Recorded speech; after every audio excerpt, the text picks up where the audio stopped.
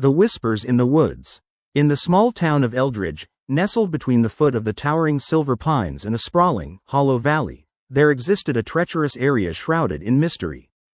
Locals called it the Gloomwood, a dark expanse of ancient trees, twisted roots, and dense underbrush. Whispers of long-forgotten curses floated on the air like fog, chilling the hearts of those who dared approach.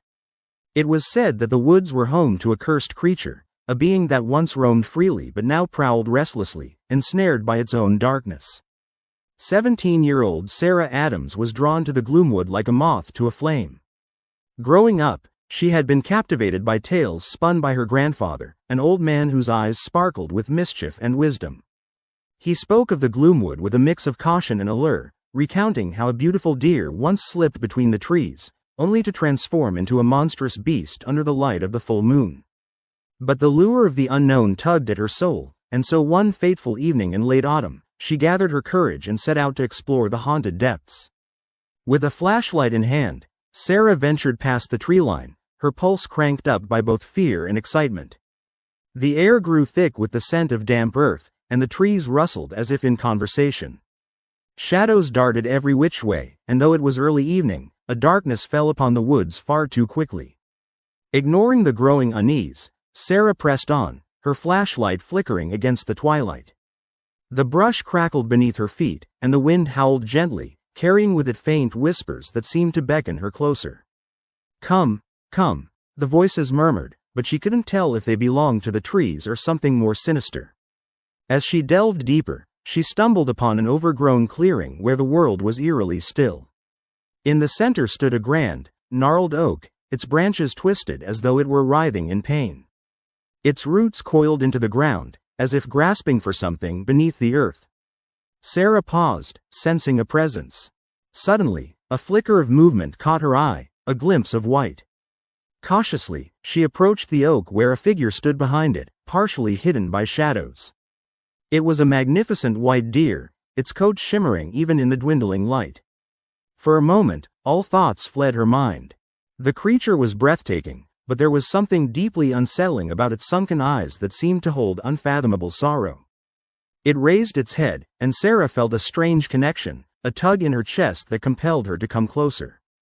Suddenly, a low growl emanated from the depths of the shadows, and the deer stepped back, eyes wide with terror. Just then, the atmosphere shifted.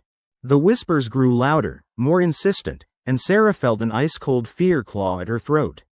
"Run!" they cried, a chorus of voices that vibrated through the trees. Before she could think, a massive shape lunged forward from behind the oak. It was a creature of despair, tall and grotesque with twisted limbs and jagged teeth that glinted in the moonlight. The once exquisite deer shrank back as the creature snarled, its voice a guttural rumble. "You should not have come here." Panic flooded Sarah's senses. She turned to flee as the creature lunged toward her with blinding speed. Heart racing, she dashed back through the trees, pausing only to glance back as the deer transformed in the moonlight, not into a beast, but into a stream of ethereal light that danced between the branches, offering a glimpse of escape. "Help me," Sarah cried, but there was no time. The creature was relentless, ripping through the underbrush with an agile grace that no human could match. It was hungry, driven by a hunger that transcended the physical realm. Sarah sprinted as fast as she could, branches tearing at her clothes and skin, breath coming in ragged gasps. She could feel the creature's presence close behind, an amalgamation of shadows and despair.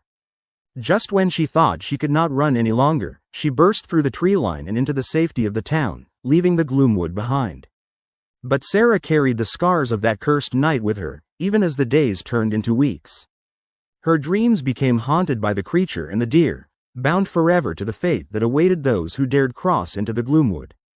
She learned the true horror wasn't just in the legends, but in the whispers that now clung to her like a shroud. Eldridge would never fully escape the curse of the Gloomwood, nor would Sarah, who now understood. Some creatures were not meant to be freed, and some areas should remain untouched, shrouded in darkness for a reason. And sometimes, the curse desires company.